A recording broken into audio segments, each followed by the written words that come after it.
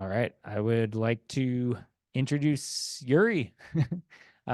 Yuri's a logistics engineer for DSV, and he's been conducting network optimization studies for companies like Ford, and he's going to share some uh, interesting talk about GeoPandas and how to do some of this data visualization. So take it away, Yoeri. Really excited to have you here. Thanks, Dan. All right, I just want to run through GeoPandas today.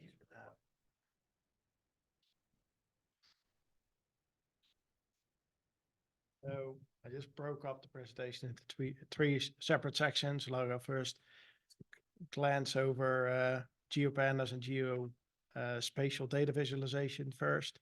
And then afterwards, we'll dive into a Jupyter notebook that I set up, showing some examples of GeoPandas where we apply it in for me, a work environment, or what we use it for the work. So I think on the Zoom, we're seeing like a presenter. Is that what you guys can do? Yeah. I'm not entirely sure how to get out of that. Can you go to display settings maybe? And just go to duplicate slideshow maybe? All right, there you go.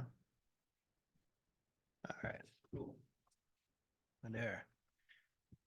So basically, geospatial data visualization is just visualizing information on a map.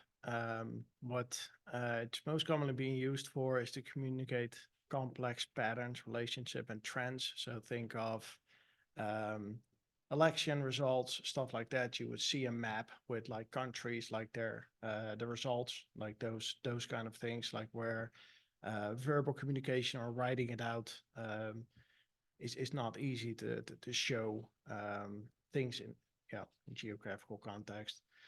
You have two types of geospatial data. You have vector data, which represents geographic features, so it's such as points, lines, polygons.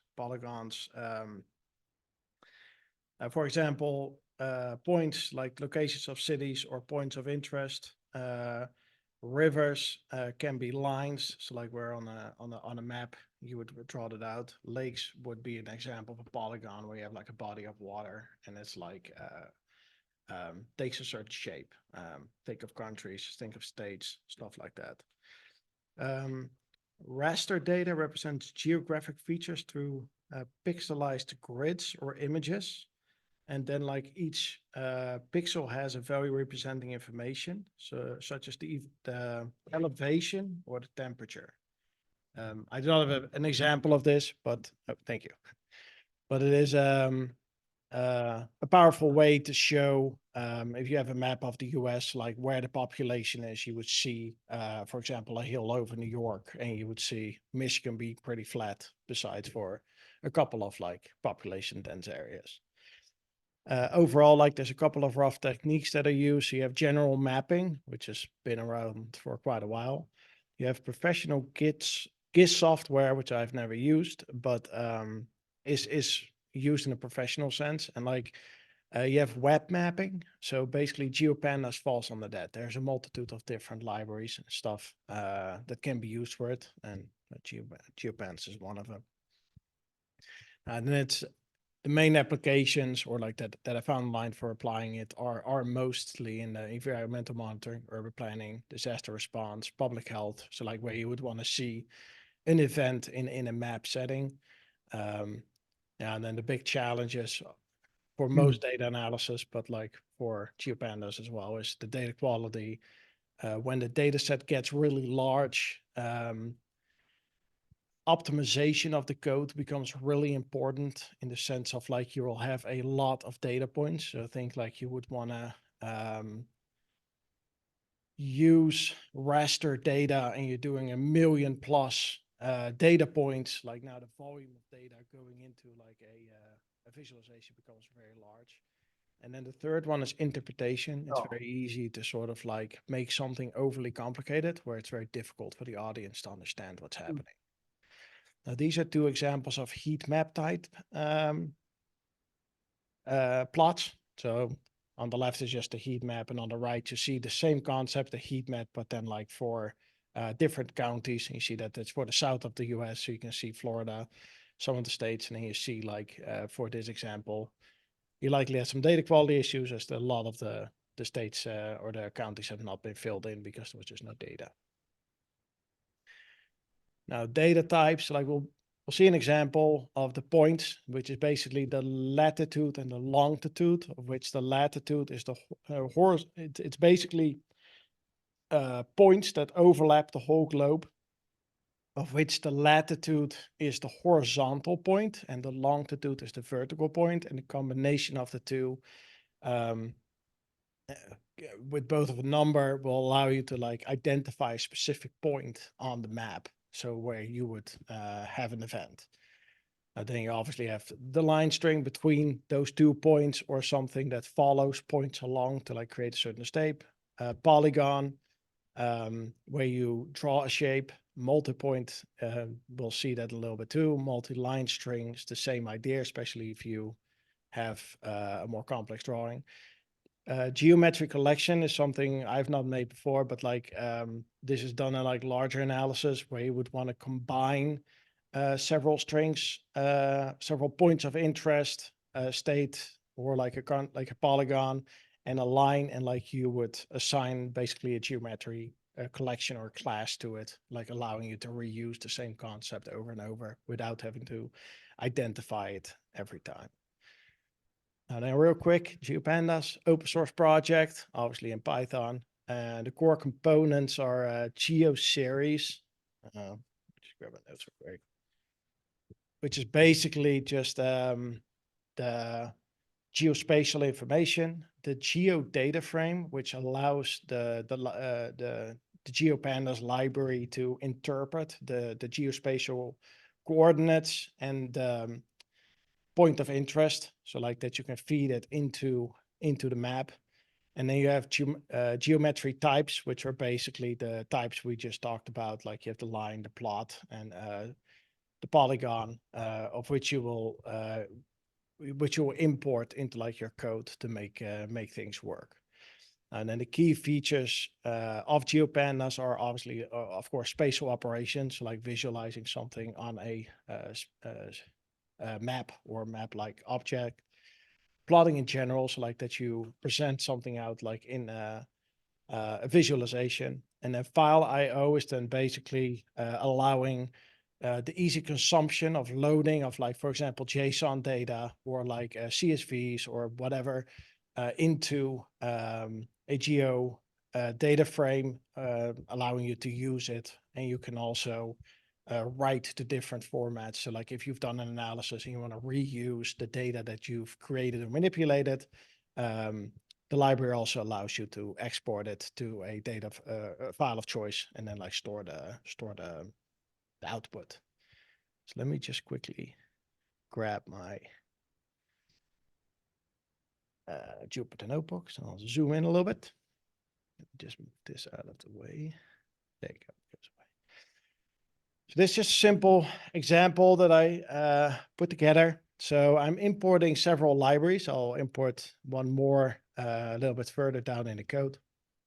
So basically this is importing Pandas to import the raw data, importing NumPy. Google Maps, I'll show in a little bit like why I've used it. I've used this to clean the data a little bit, to prepare it to be used in the GeoPandas data frame. I import GeoPandas as GPD and shapely geometry. I import the point and the line string as previously mentioned, as like these are the two that like I want to use. And yeah, I need these, and I use matplotlib for a scatter plot type usage, which I'll show in a little bit. Also overlapping the data set. Now here, I have a short piece of code which then like creates some dummy data. So this is 100 addresses in Germany. And then basically these addresses, of course, can't be used for spatial visualization. So in this example, and I also create 3 warehouses of destinations. And then basically here in this piece of code, I call Google Maps. I zoomed it, I killed this for now, but like you would just basically insert your API key and then you run this. And then what it does is it allows the API to send the address through the Google API, and you can then collect the latitude and longitude of that location and append it to the Pandas data frame. And then like from that point forward, you can identify it through GeoPandas.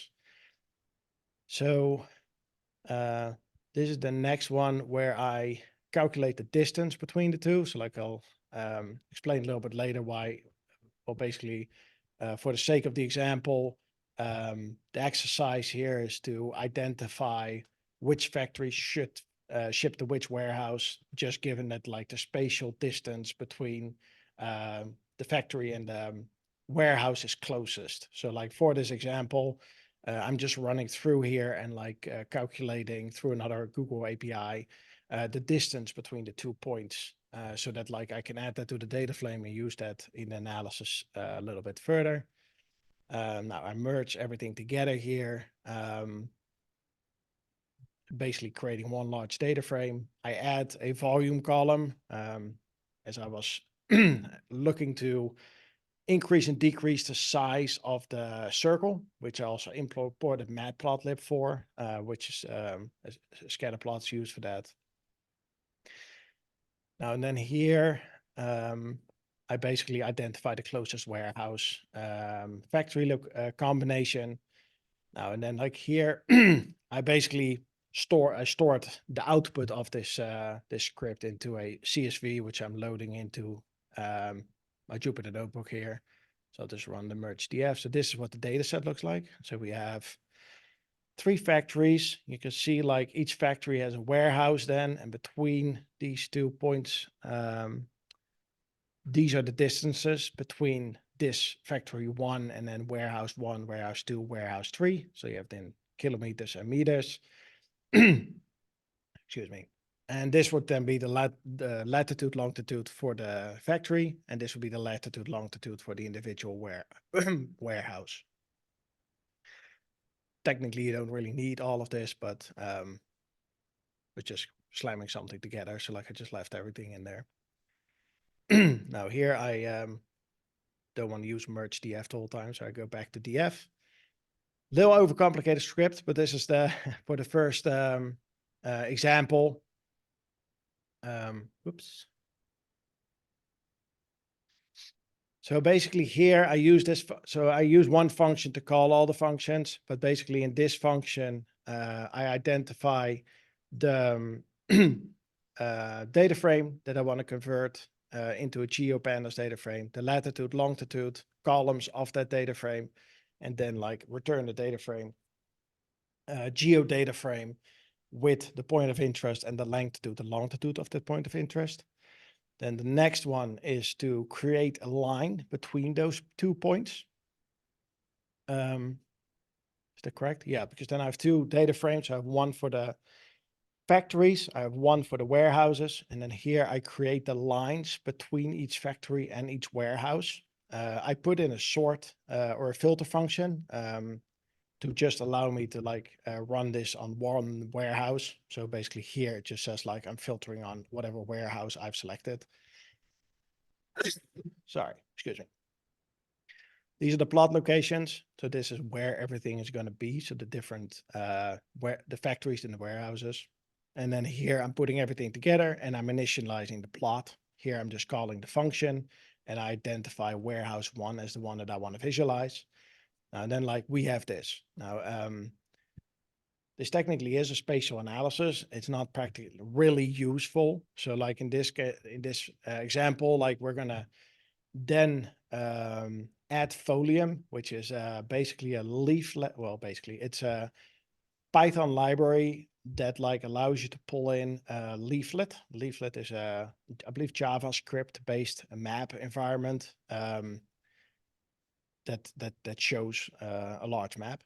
And then I present the same. So basically I run through, I will go through the code in a second, but basically it's the exact same overlap, right? But now I'm projecting it in Folium. So it's the exact same data set, exact same concept, but I'm just inserting it or projecting it, overlaying it over a Folium map. So the thing what I mentioned, for example, before, like why would you want to cluster something if you have a polygon and like several lines, stuff that you want to reuse, especially when you're overlaying things and you want to have like a lot of things have the same shape. That's where you would like apply that kind of logic. Now in this example, we can see here that like we have a bunch of factories. We have one warehouse selected, that's warehouse one, and these are all the distances between that warehouse and those factories that we've just generated. Now here, this is the code. So excuse me. So I'm importing Folium. Now from in Folium, I import custom icon. So that's basically the green little dot that you see there.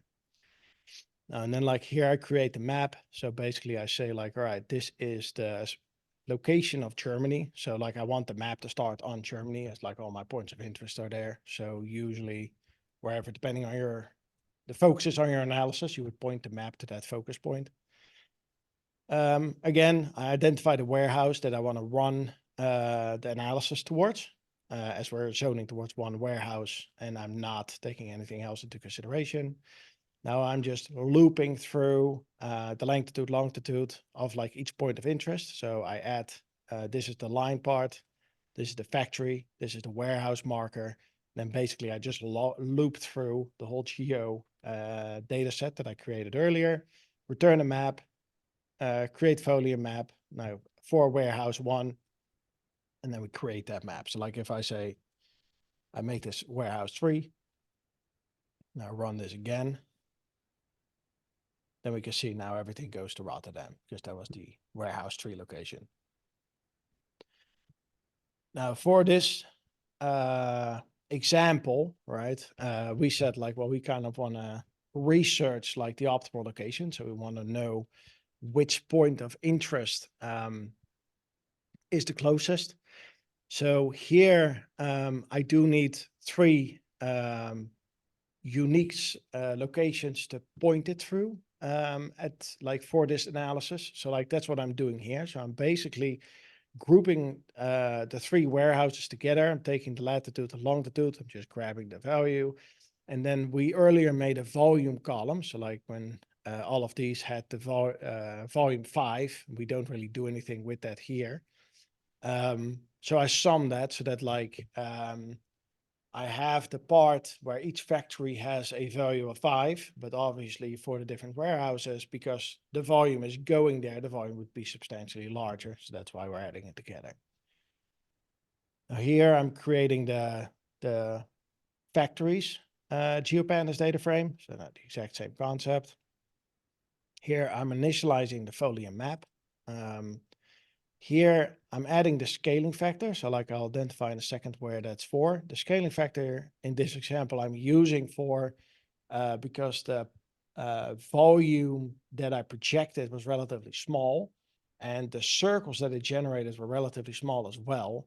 And I wanted to have a better example or have more control over that, like I could zoom in and out to make the circles bigger or smaller. It's like, that's why I say like, right, I want to increase, now you can see it here, it's a second loop, the location volume times the scaling factor. So like that you, in essence, like do the volume times 20 so that like it becomes proportionately larger.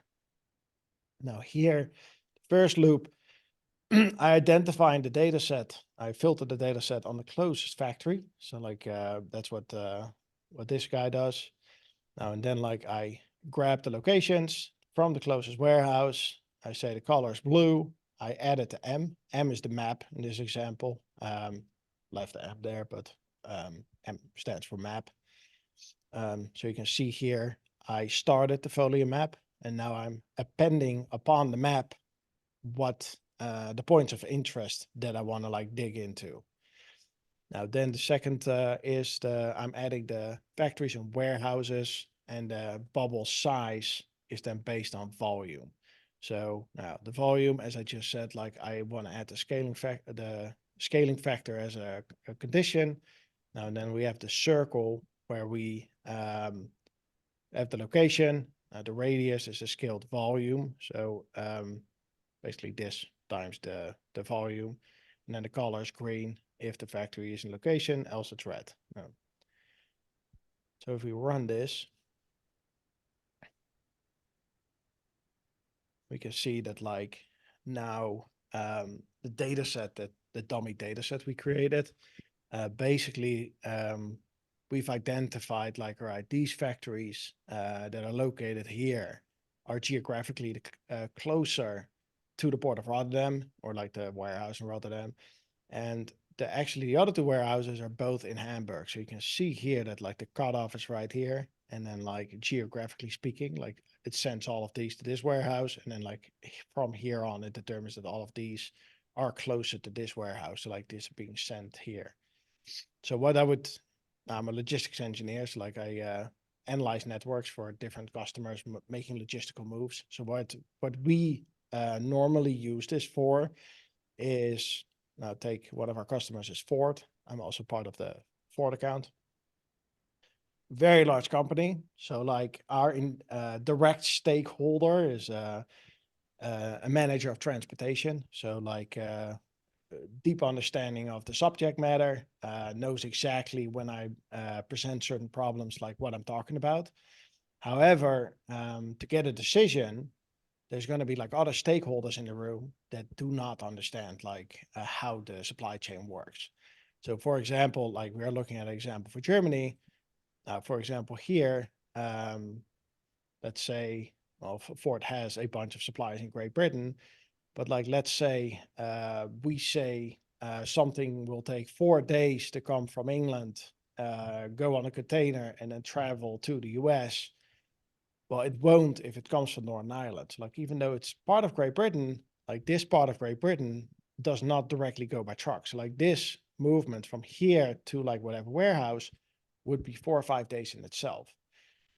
It's very logical if I'm explaining this like on a map. It's very like, well, I can clearly see that there's an ocean in between there.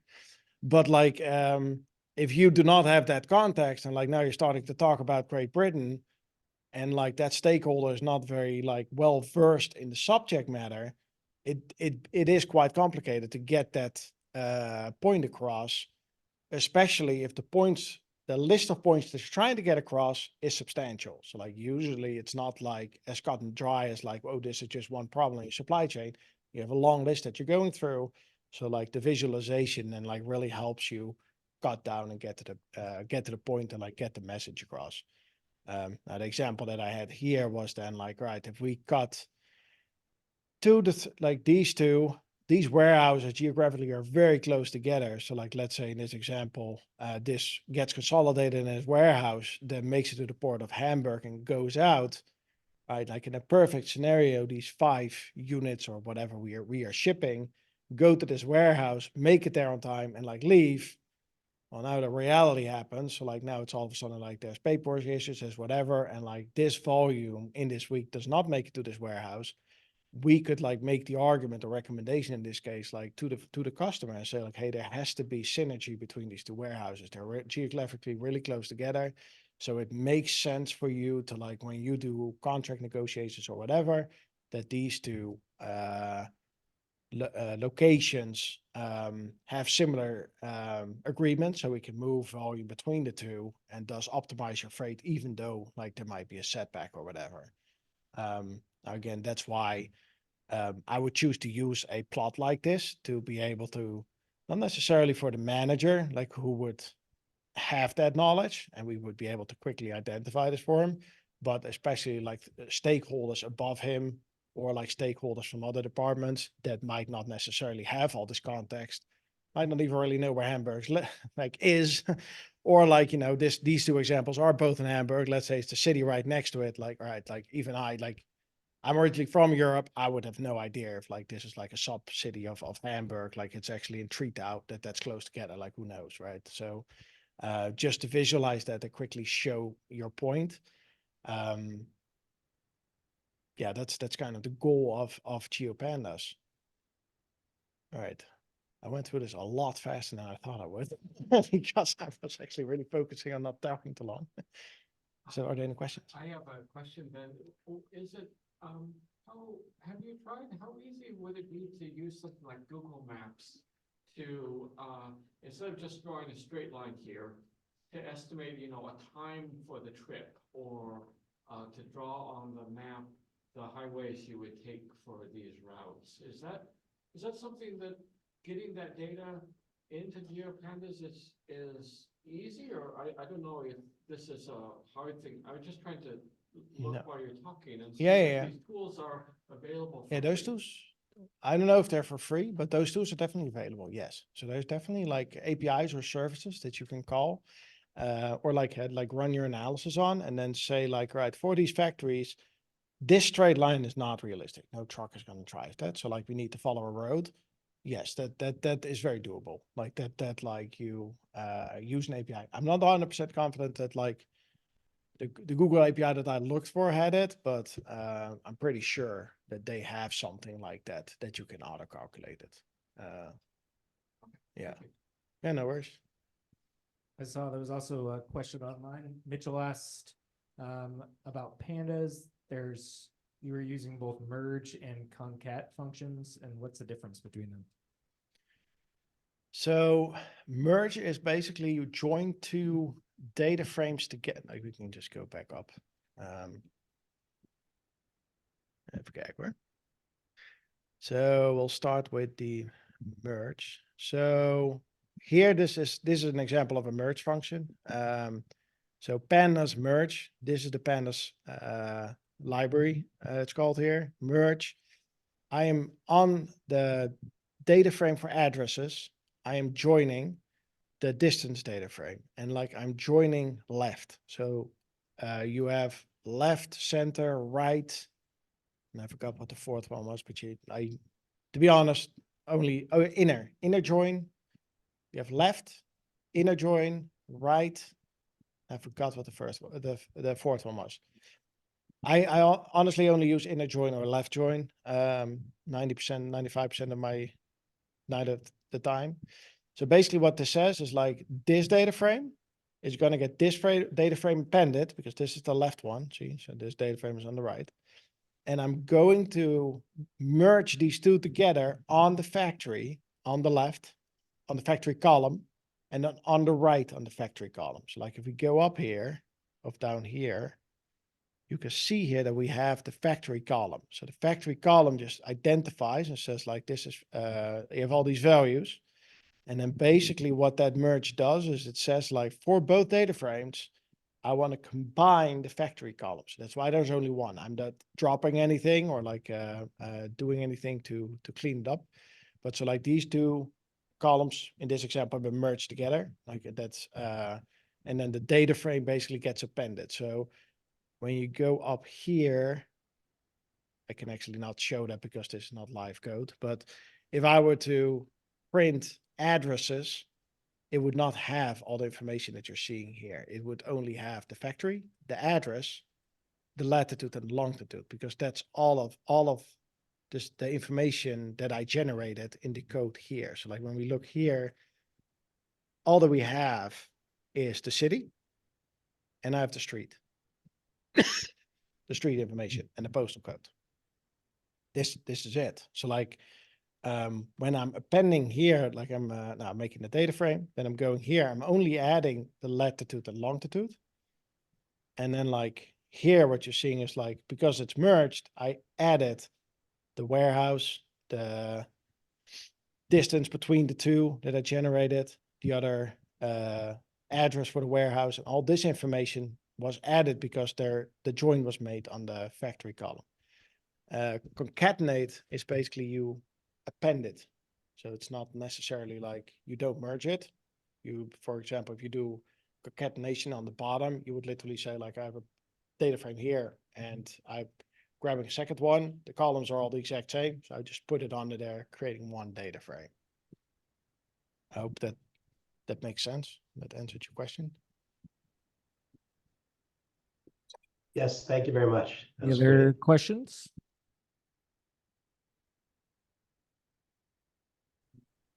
So at the end of your presentation, you have like this, kind of cool application where you can look around. How would you normally present that to the stakeholders that you're displaying it to? Like, would you embed it into like a web app and send to them, or do you usually just use it in a presentation? So great question. Right now, it's like the couple of times that I've actually presented a leaflet map, I've used Dash Plotly, because that would allow me to project it in a web browser locally on my computer. My employer does not allow us to use Dash sort of like outside of like towards Ford, for example. Like we would not necessarily present a dashboard, but we would then either create snapshots of it or do an HTML export where you have a semi-functional map. But we would not be allowed to sort of like share, project information on the web and then like show it to the customer. Like that's not allowed. Yeah, so it's part of a presentation. I would not say that the times that I use it, it's usually part of a larger research that's not like daily. So like I would not necessarily make these maps like, all right, let's analyze the network every day. Like that's not necessarily why I would use it.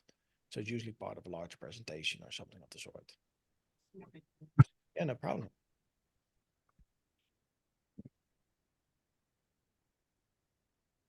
Hi, in this example, it looks like that for each factory, we're finding the nearest warehouse and assigning the factory to that warehouse. What other kinds of optimizations can you do?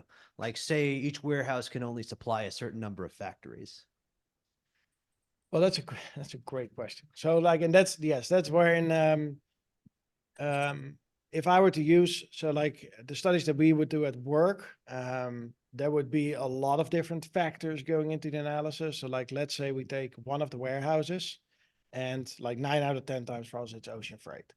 So one, you would have your cutoff time at your port. It's like, when is the last time that you can deliver the container at for the ship? Then like, what's the distance between the warehouse and the port? And then what's the capacity of the warehouse? Like what kind of volume can we bring there? Like how fast can they process it?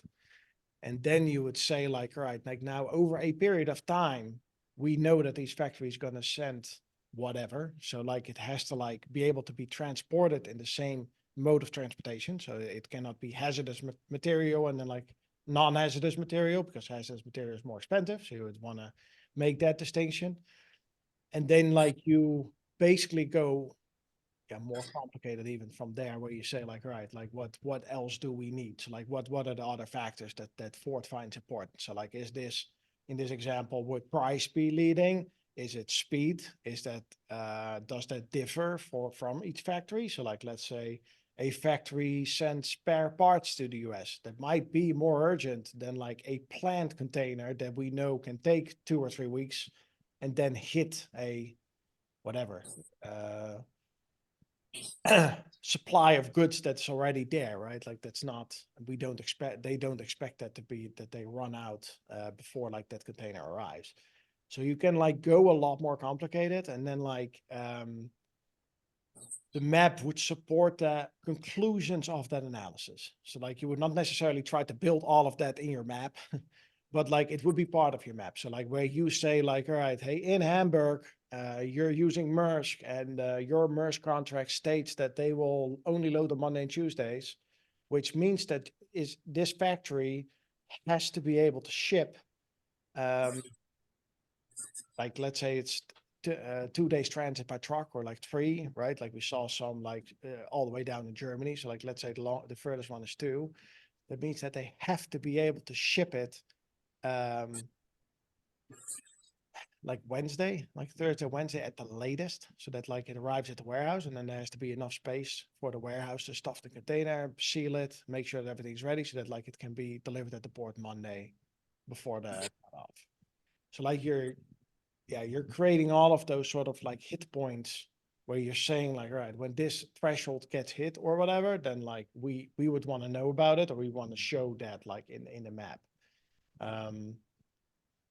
Usually I would say like if when we do this kind of analysis, you would do a lot of graphs to support it. So like you use a lot of bar charts and pie charts to, for example, show the expected transit times or whatever, so that you have like a map and it shows like, all right, like we expect from the south of Germany to the first warehouse, it takes 2 days, and then like it takes a day to bring it to the port, and then like it takes 5 days to go wherever. And then the bar chart, you can show those steps, and then you can show like, right, like over time, this is what happens. This is when the warehouse is full. So like this point, you need to switch warehouses because there's no more space or whatever. Very complicated. Yeah, it's just like little chunks. So it's not like you're sitting there and it's like, yeah, it's chipping away. But yeah, right. Yeah, I like it. It's interesting. Was wondering if you have any experience with trying to import like GIS data into GeoPandas. You know, like Washtenaw, they have voting precincts available. I don't know. Do you have any comments on how easy that is to get the data into this tool?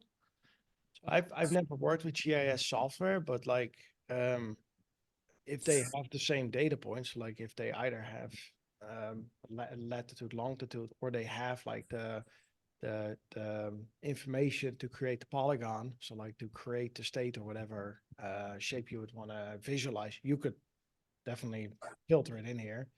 But it would just depend on what format. If it's like in a JSON format that has all those data types, like why not? Okay. Yeah. Any other questions?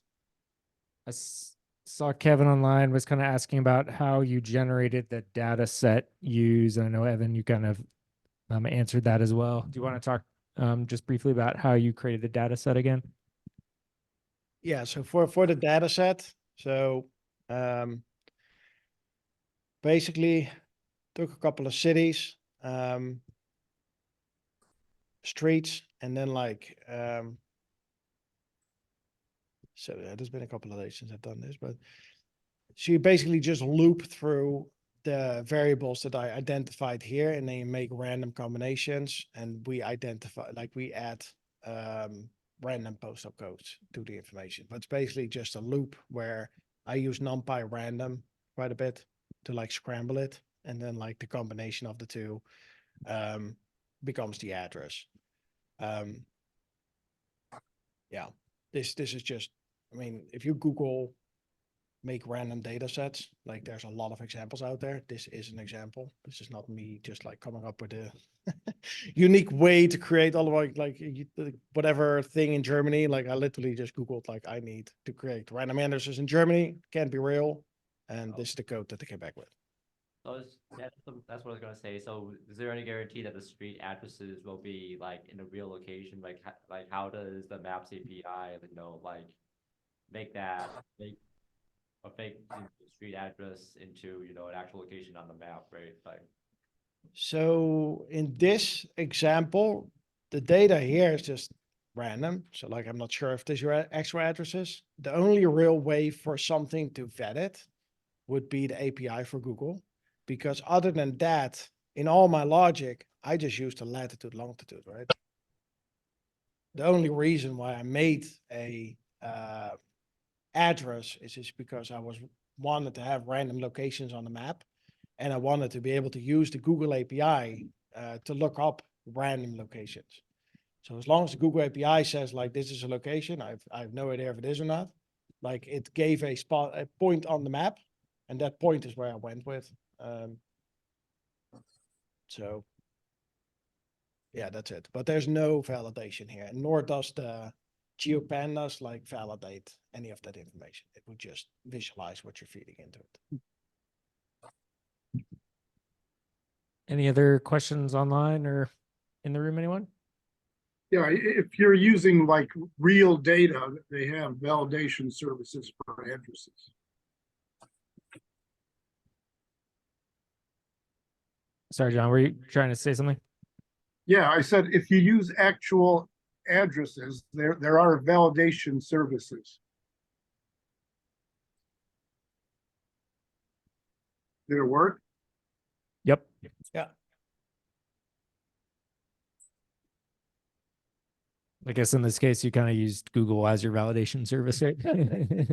Yeah, I mean, I worked for I've not done work. a company that did mass mailings. So we used all kinds of software.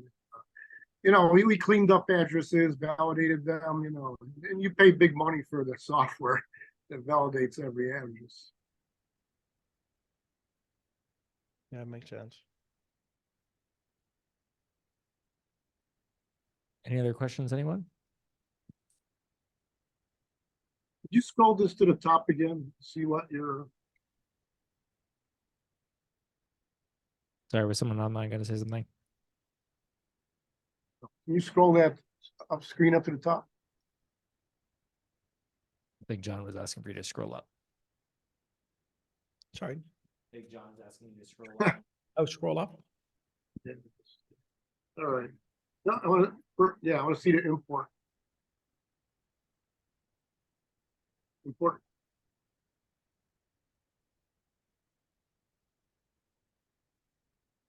Is that it for anything above Google Map? Yeah, I think that's the top, except for the import statements. Right, right. Yeah, Google Maps.